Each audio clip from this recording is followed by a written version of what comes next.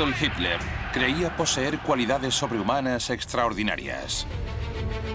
Llegó a asegurar en público que nunca en la vida había sufrido enfermedad alguna. Hitler era totalmente hipocondríaco. Pero a puerta cerrada ocultaba un terrible secreto que llevaba escondiendo desde siempre.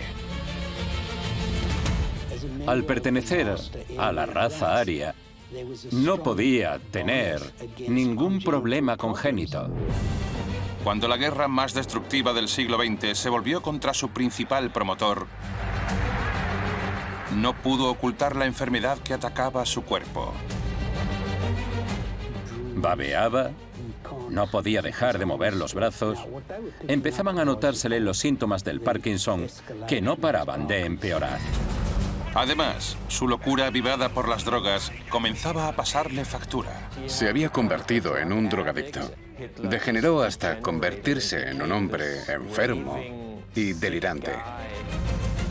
Esta es la verdad oculta bajo las mentiras y la propaganda sobre el hombre más odiado del siglo XX. En realidad, Hitler acabó siendo un despojo humano. Los secretos sexuales de Hitler. Imagen corporal.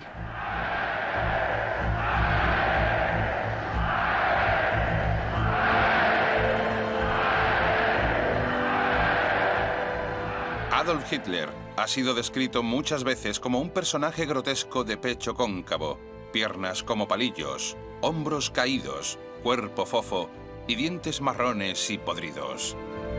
Un drogadicto loco y delirante. Pero Adolf Hitler aseguraba ser uno de los hombres más duros que Alemania había visto en décadas.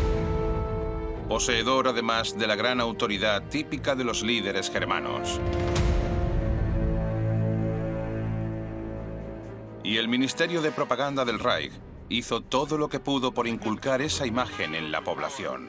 Un líder que trabajaba sin descanso para su pueblo, que no fumaba y era vegetariano. Al igual que otros muchos aspectos de la vida de Hitler, su vida sexual y familiar, su imagen pública era un burdo invento. El Heil de Hitler hacía referencia a la salud corporal y mental. El saludo nazi era una gran herramienta propagandística destinada a promover el poder del Führer.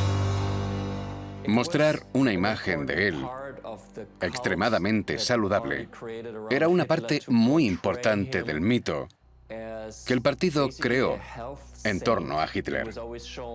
Todo el mundo sabía que el Führer no bebía alcohol, no comía carne, paseaba a diario con su perra, respiraba el aire limpio de las montañas.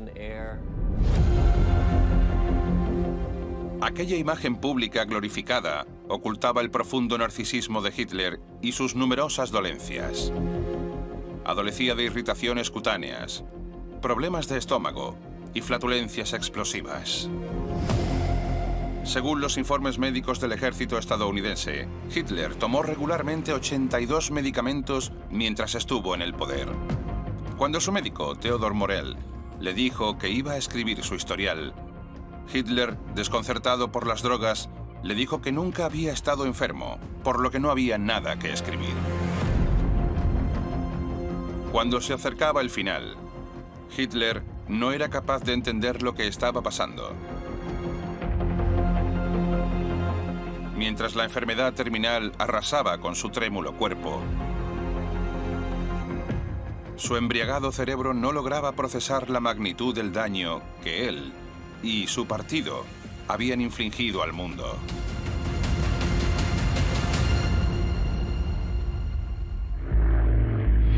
El 30 de abril de 1945, mientras las fuerzas aliadas tomaban las principales ciudades alemanas, Hitler se quitó la vida en un búnker situado bajo su cancillería, en Berlín. Días después, el Ejército Rojo recuperó fragmentos de su cuerpo. Desde su muerte se han invertido muchos recursos en el análisis forense de los restos mortales de Hitler. El examen forense de los restos del cráneo de Hitler, las notas de su médico y los testimonios personales podrían ayudarnos a comprender la maldad de Hitler.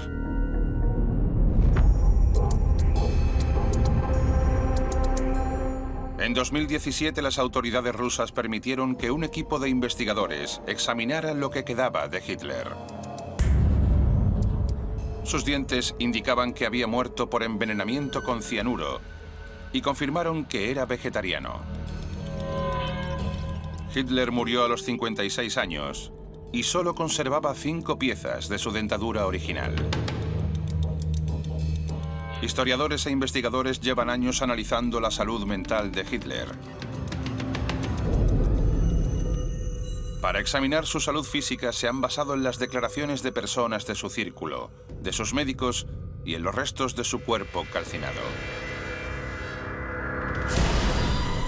Aparte de los dientes podridos, Hitler parecía predestinado a no gozar de buena salud.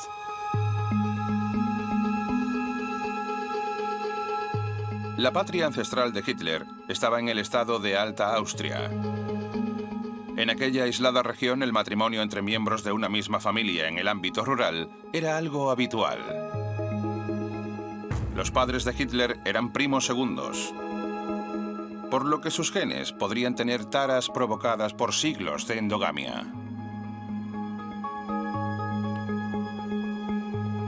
Esas circunstancias también pudieron haber influido en la vida de su madre, ya que sus 3 primeros hijos no sobrevivieron. Qué alivio debió sentir cuando el 20 de abril de 1889 el recién nacido Adolf sobrevivió. Clara adoraba a Adolf y entre ellos se creó un estrecho vínculo. Pero el muchacho era propenso a los estallidos de violencia y le consideraban un vago. Un profesor de su escuela secundaria guardaba un mal recuerdo del joven alumno. Decía que era terco y arrogante, que se negaba a escuchar consejos de nadie y que exigía de sus compañeros un servilismo sin reservas. Aquello formó parte de Hitler desde muy temprana edad y quedaba patente en el hecho de que estaba totalmente absorto en sí mismo. Era obsesivo e incapaz de aceptar ninguna opinión que entrara en conflicto con la suya, así que reaccionaba de acuerdo con eso. El padre de Hitler, Alois, era un funcionario de aduanas alcohólico, violento y un maltratador. Tenía estallidos de ira en los que pegaba a su hijo y a veces también a su esposa, Clara.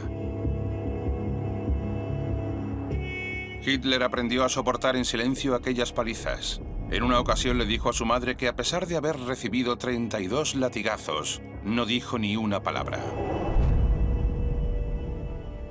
Si observamos el entorno en el que creció Hitler, nos damos cuenta de que es el clásico ejemplo de un hogar disfuncional. Por una parte tenemos a la madre permisiva y por otra al padre distante, severo y punitivo. Es el mismo tipo de relación familiar que vemos en muchos asesinos en serie. Un vínculo demasiado fuerte con la madre y una relación extremadamente distante con el padre. El 3 de enero de 1903, Alois Hitler murió de un ataque al corazón mientras se bebía su pinta de la mañana. Adolf tenía tan solo 14 años. 4 años después, su madre, Clara, falleció tras una larga y dolorosa batalla contra el cáncer de mama. Hitler estaba destrozado. Idolatraba a su madre y le costó mucho superar su pérdida.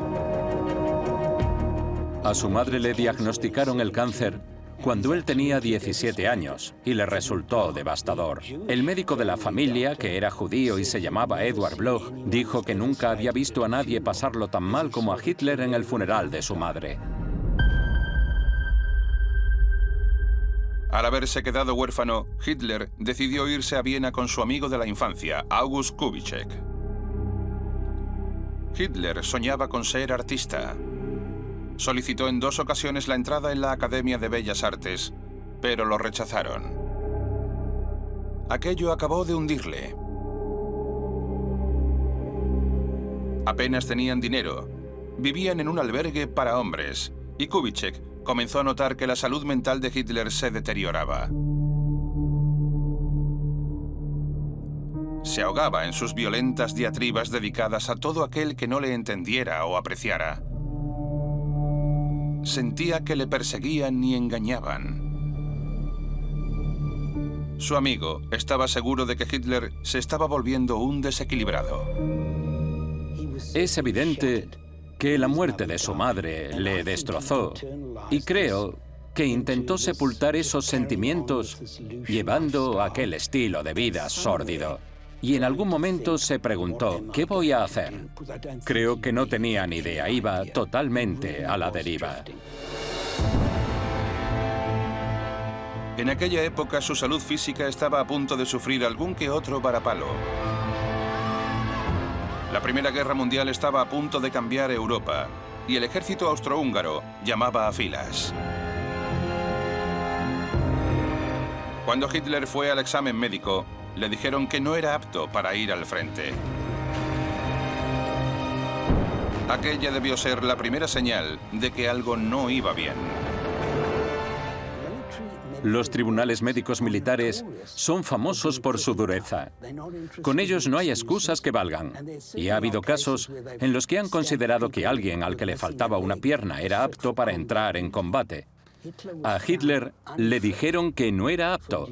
Y se dijo, o dijo él, que fue por motivos respiratorios. Pero eso no tiene sentido. Hitler nunca tuvo problemas pulmonares. Mi teoría es que el motivo por el que le rechazaron fue que detectaron sus defectos congénitos. Y eso era algo que no querían en su ejército. Pero al parecer, el ejército alemán no tenía unos estándares tan altos como el austrohúngaro, y Hitler fue aceptado. A Adolf Hitler le gustaba ser soldado, pero sus compañeros le consideraban un tipo raro y peculiar. Hitler era un soldado competente. Era un poco lobo solitario. No sabemos exactamente lo que los oficiales pensaban de él, pero en conversaciones privadas se dejaba entrever que tenía algo que le impedía ganarse la simpatía de la gente. Un soldado de su regimiento aseguraba que Hitler solía ponerse en pie de un salto para lanzar diatribas a voz en grito contra marxistas y judíos. Aquello le valió el sobrenombre de Loco Adolf. Pero fue otra cosa lo que hizo que Hitler fuese la comidilla de los barracones. Según su amigo Ernst Hafstangel, Hitler fue objeto de burlas de carácter sexual.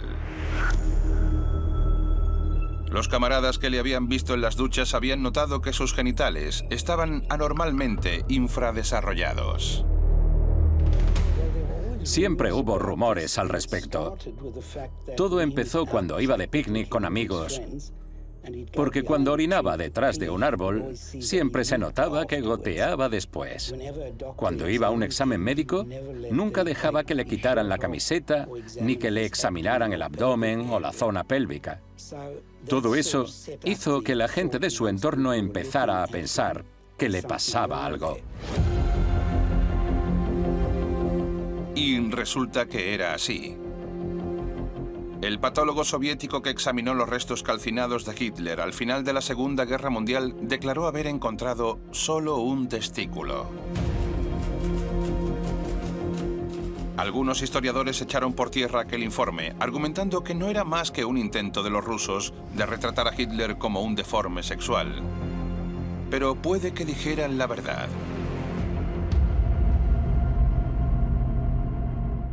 Hitler pasó un tiempo en la cárcel de Landsberg por tratar de derrocar al gobierno, y ciertos documentos hallados allí recientemente apuntan en la misma dirección.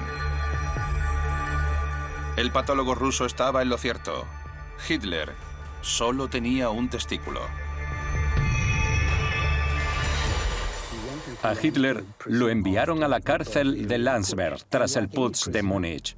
e igual que cualquier otro recluso, fue examinado por el médico de la cárcel. El doctor anotó su peso, altura, todo. Dijo que estaba bastante sano, pero que le faltaba el testículo derecho. La explicación más plausible es que tuviera espina bífida oculta, una patología relacionada con irregularidades en el aparato genital. A Hitler le faltaba un testículo. Esa anomalía recibe el nombre de criptorquidia. Tenía criptorquidia en el testículo derecho, que es un defecto congénito. Y también tenía hipospadias, un orificio en la punta del pene que provoca un goteo ocasional. Los secretos de Hitler fueron descubiertos, pero permanecieron ocultos como testigos silenciosos hasta que salieron a la luz los informes médicos de Landsberg. ¿Es posible que esa deformidad tenga algo que ver con la brutalidad del régimen de Hitler? Eso es lo que creía el psicoanalista estadounidense Henry Murray. Durante la guerra, Murray participó en un proyecto del gobierno estadounidense encargado de investigar a Hitler desde un punto de vista psicológico. Su conclusión fue que Hitler compensaba la inseguridad que le causaban sus genitales con alardes de fuerza bruta e implacable dominación y con su afán por conquistar el mundo. Esas anomalías pueden afectar considerablemente a cualquiera, y eso fue lo que le pasó a Hitler. Nunca se le vio en traje de baño ni permitió que ningún médico le examinara el abdomen o le viera sin camiseta, y es muy probable que también le afectara en contextos más íntimos. Las diferencias entre Hitler y los líderes aliados eran palpables. A Winston Churchill le encantaba nadar. Y a Roosevelt, a pesar de su discapacidad, le daban mucho más igual sus taras físicas que al paranoico Adolf.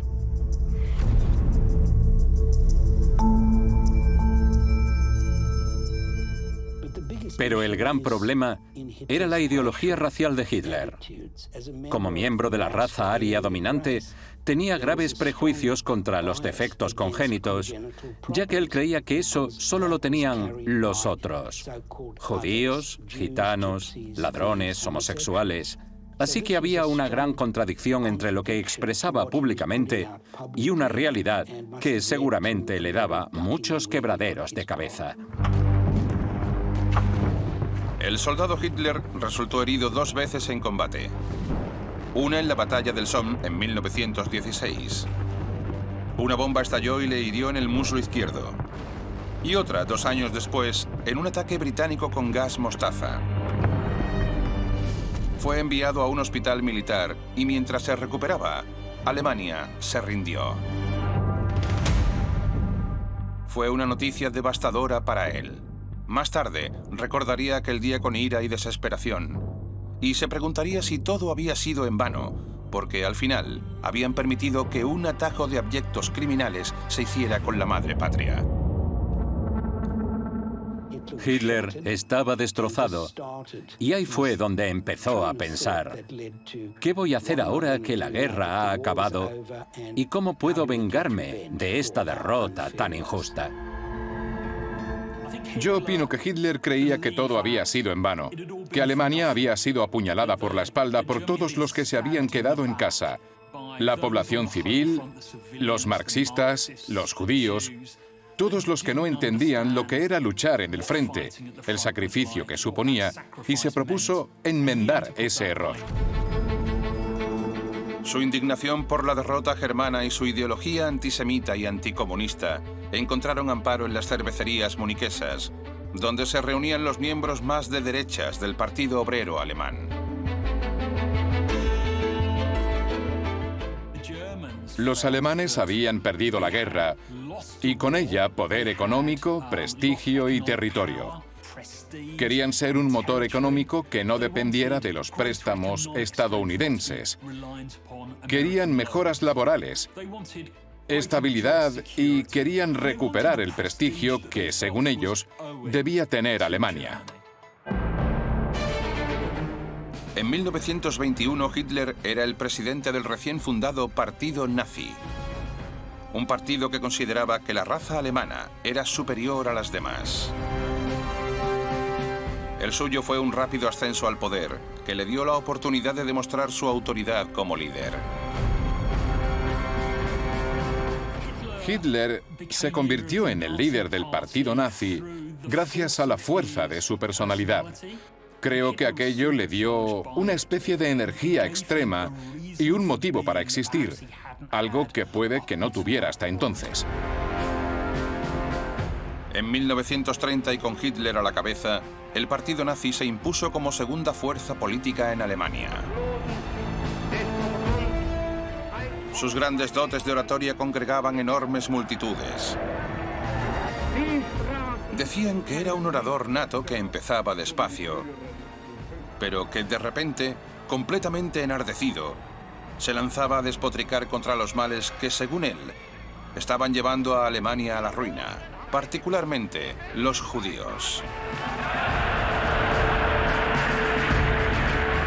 Las personas que le conocieron decían que fuera de los mítines, en el trato personal, era un individuo extrañamente insignificante y vacío. A Dorothy Thompson, la directora de la redacción berlinesa del New York Post, no le causó ninguna buena impresión cuando lo conoció en 1931. Dijo que era un hombre informe, casi sin rostro, el auténtico prototipo del hombre pequeño.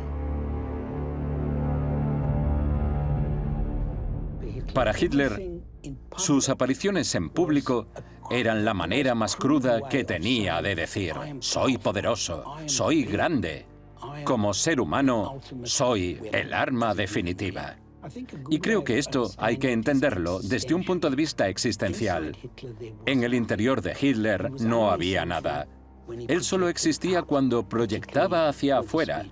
Así que, si le quitabas eso, se derrumbaba. La propaganda nazi no se basaba en el aspecto físico y el porte de Hitler para promocionarle. En vez de eso, el Reich mostraba a un líder que trabajaba sin descanso para sacar adelante el país, que llevaba una vida ordenada, que era vegetariano y que no consumía ningún tipo de estimulantes como alcohol, nicotina y café. Pero en realidad, Hitler padecía varias dolencias.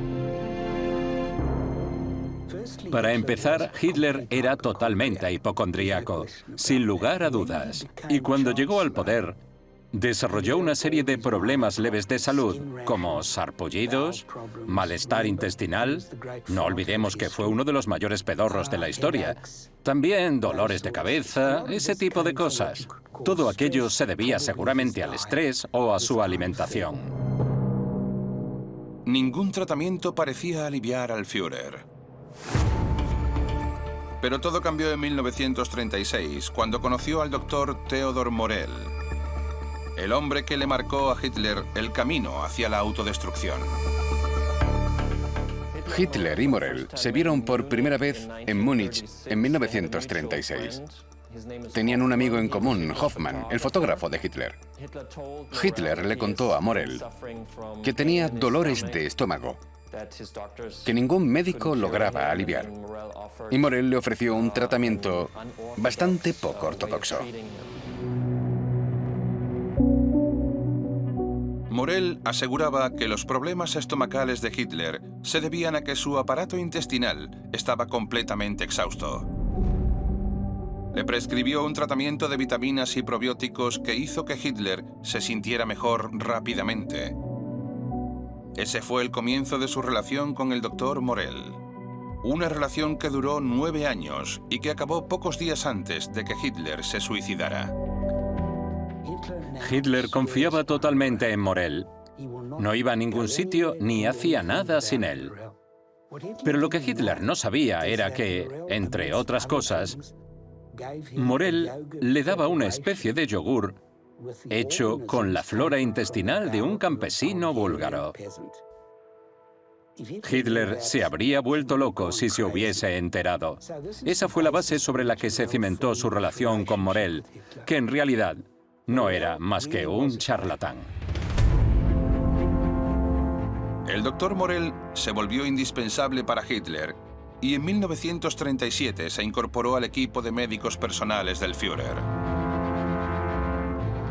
A pesar de ser un experimentado médico, levantaba sospechas entre los generales de Hitler. Su médico principal, Karl Brandt, temía que Morell estuviese envenenando al Führer con su cóctel de hormonas y vitaminas. Pero Hitler no quería oír crítica alguna sobre el hombre que había conseguido que se sintiera mejor.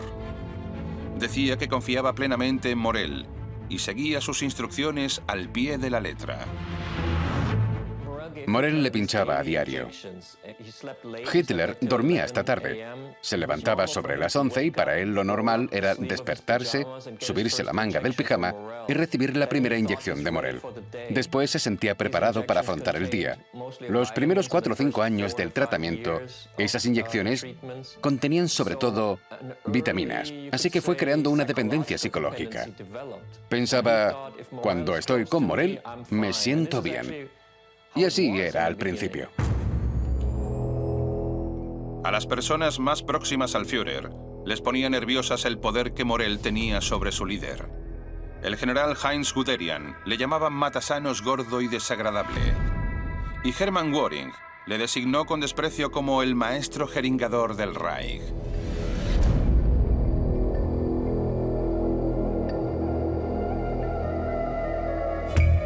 En 1943, cuando las cosas comenzaron a ir mal en el frente, la salud de Hitler empezó a deteriorarse. Al dolor abdominal se le sumaron cefaleas, la visión doble, los mareos y el tinnitus. La secretaria de Hitler, Traudl Junge, declaró que Hitler había desarrollado una gran dependencia hacia Morell. Decía que el doctor acudía todos los días en persona para administrarle su inyección milagrosa, que ya contenía ciertas sustancias extremadamente inquietantes. Morell le daba más de 90 medicamentos distintos, y aproximadamente una decena de ellos eran drogas duras. El favorito de Hitler era el Oikodal, un opiáceo que provocaba euforia. Sigue comercializándose hoy en día bajo el nombre de oxicodona. Es la droga culpable de la crisis de los opiáceos que azota a Estados Unidos y otros países. Hitler recibía su oxicodona, su Oikodal, por vía intravenosa y en grandes dosis, por lo que el efecto era mucho mayor que el que tiene el típico yonki que se inyecta heroína. Sabiendo esto, no nos sorprende que Hitler confiara ciegamente en su médico. Pero el doctor Morell estaba probando decenas de nuevos fármacos con él, entre los que se incluían sustancias extraídas de intestinos de animales macho y anfetaminas. La novia de Hitler, Eva Braun, también se benefició del interminable suministro de medicamentos de Morell. Morell le dijo a la secretaria personal de Hitler, Christa Schroeder, que le estaba dando inyecciones de hormonas de testículos de toro para animarle un poco.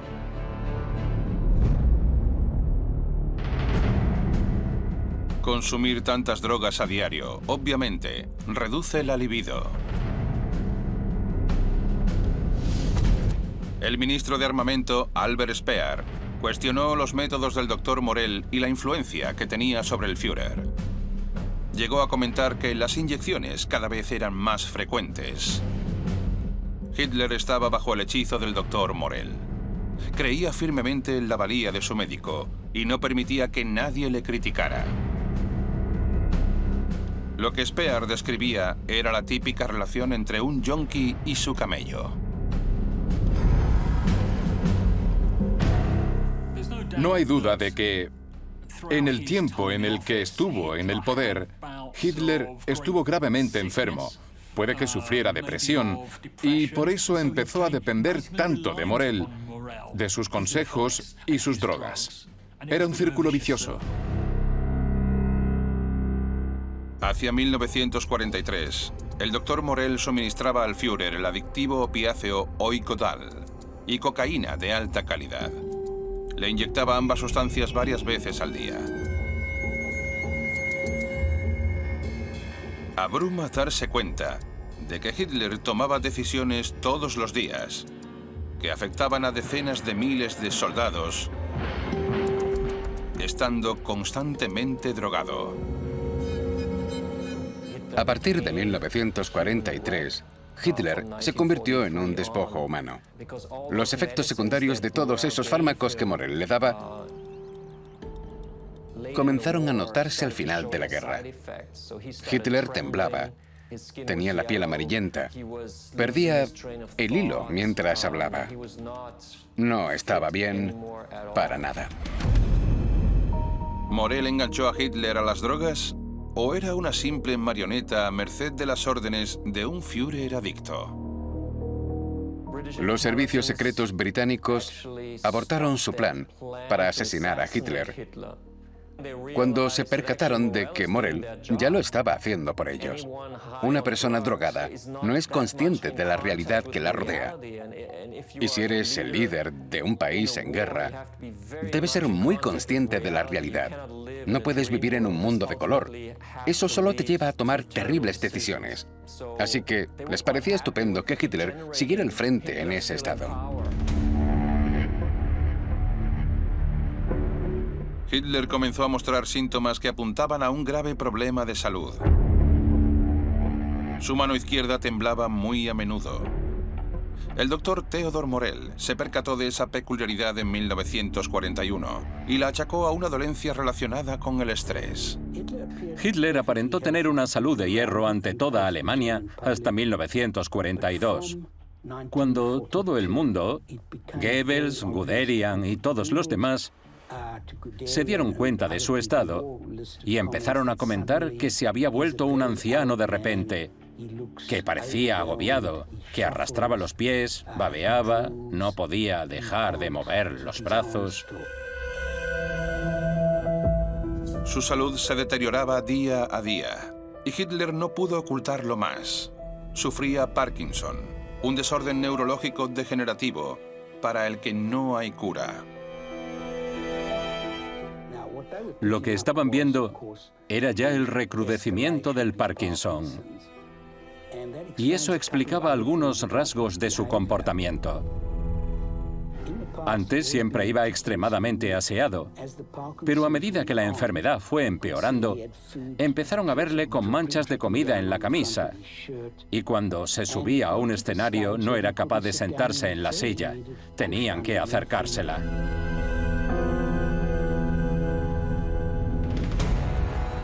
¿Influyó el Parkinson en la capacidad de toma de decisiones de Hitler y, por consiguiente, en el desenlace de la guerra? Eso es lo que creen algunos neurólogos, que cuestionan las temerarias decisiones que tomó el Führer cuando el Parkinson tomó el control de su cuerpo.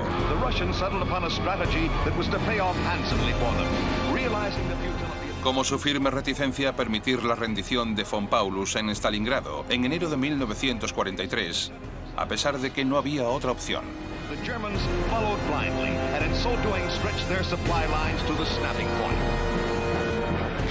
O su incapacidad para defender Normandía en 1944, o para llevar a cabo retiradas tácticas en el frente oriental, errores que provocaron millones de bajas en sus propias filas. También es probable que su adicción a las drogas, que no dejó de empeorar, le impidiera pensar con claridad. Hitler tomaba drogas duras con mucha regularidad. Su forma de consumirlas se volvió brutal. Como tomaba cocaína, que es un potente excitante, también tomaba oxicodona, que, al ser un opiáceo, le ayudaba a bajar. Tomaba lo que en la calle hoy en día se conoce como speedball. Sobre el 20 de julio de 1944, la derrota de Alemania comenzó a hacerse patente. Y algunos militares conspiraron para matar al dictador. En una reunión celebrada en la guarida del Lobo, uno de los cuarteles de Hitler en Polonia, el coronel Klaus von Stauffenberg colocó un maletín con una bomba bajo la mesa cerca del Führer. Cuando estalló, la pata de la mesa protegió a Hitler, evitándole heridas graves. El atentado se saldó con 4 muertos y 13 heridos. Morell corrió al lugar de los hechos para atender a Hitler y empezó a extraerle trozos de cristal y madera del cuerpo. Hitler debía reunirse con Mussolini más tarde ese mismo día y convenció al doctor para que le diera algo que le ayudara a soportar el dolor.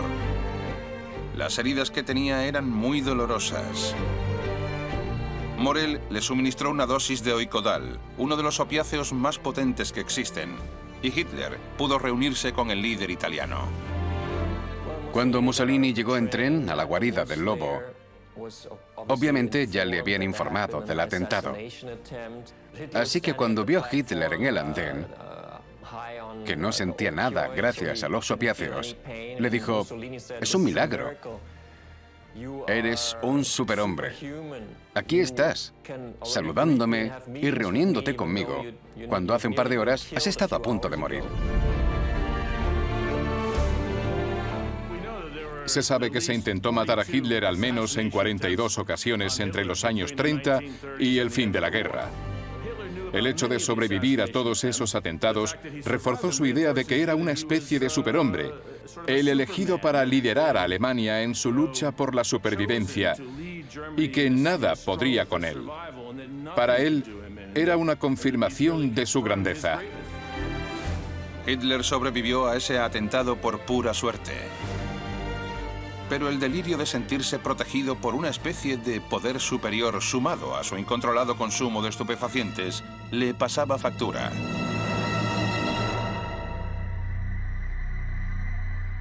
Hitler estaba perdiendo la guerra en todos los frentes. Alemania estaba a punto de ser derrotada. Más de un mes antes del atentado, 150.000 soldados aliados tomaron las playas de Normandía ante la incapacidad del ejército germano.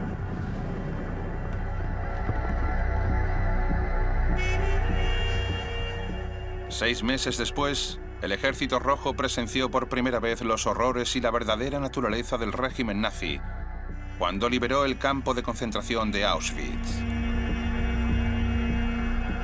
Al mismo tiempo, Estados Unidos lanzó la Operación Cobra, una ofensiva sorpresa que supuso un avance clave en la liberación de Francia y Alemania.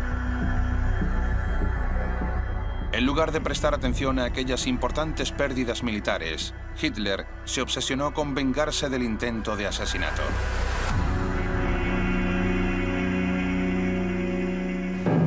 Adolf Hitler, who had survived a bomb planted by one of his own officers. Estaba tan paranoico que dijo a sus generales que exterminaría ese nido de víboras de una vez por todas. Y así fue.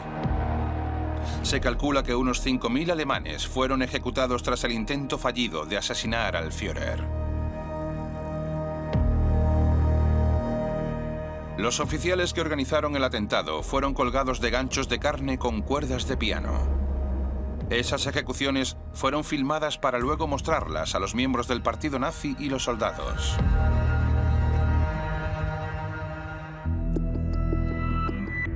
En reuniones posteriores del ejército a esas ejecuciones en masa, Hitler mostraba una actitud alegre y optimista. Al parecer seguía creyendo que Alemania podía ganar la guerra.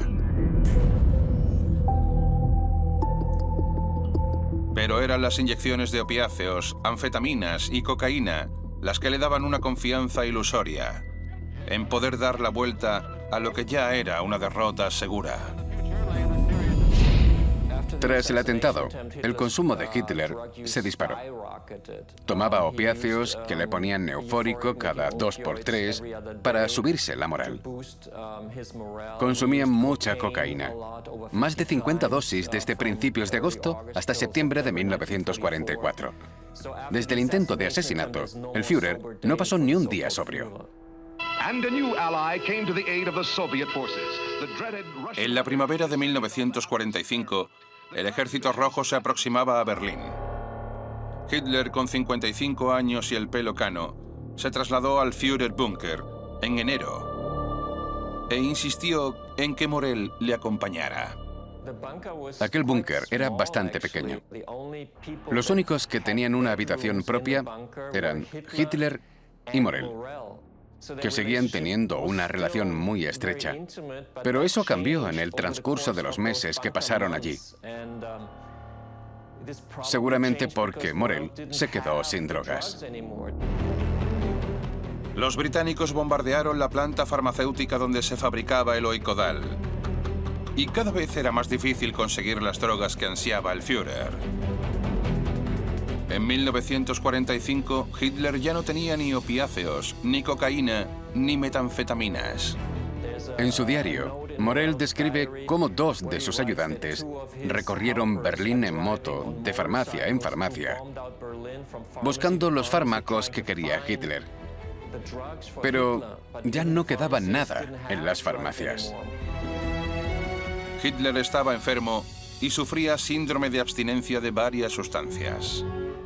Se había convertido en un drogadicto y la privación de las drogas que necesitaba le causó graves problemas físicos.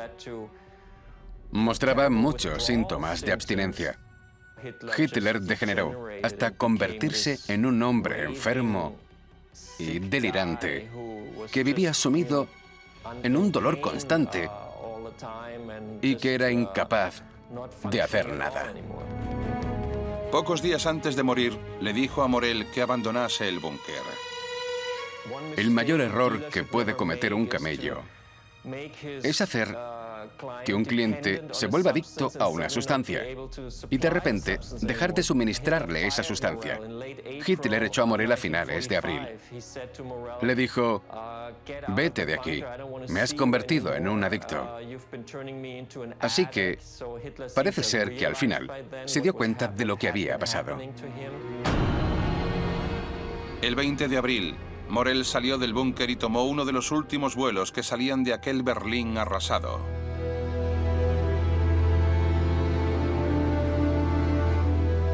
El líder del Estado alemán no era más que una sombra de sí mismo.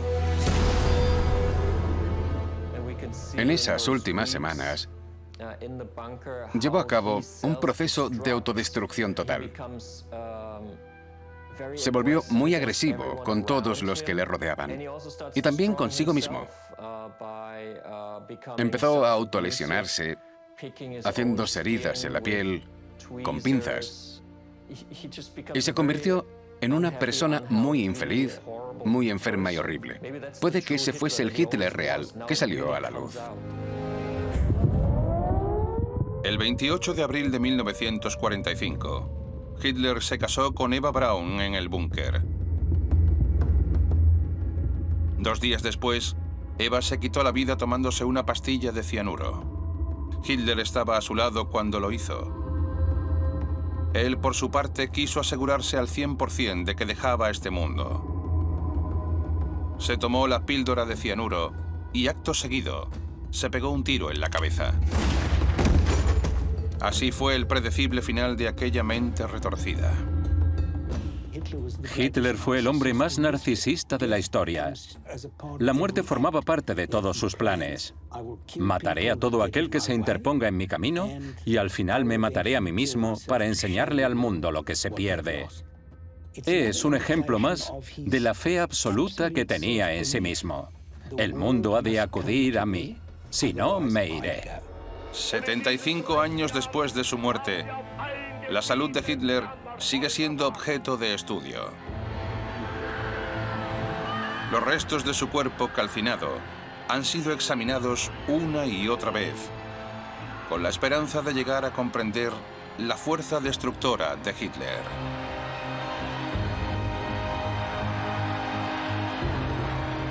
Los patólogos han tratado de entender la intensidad de su personalidad, usando los métodos más avanzados de investigación del comportamiento.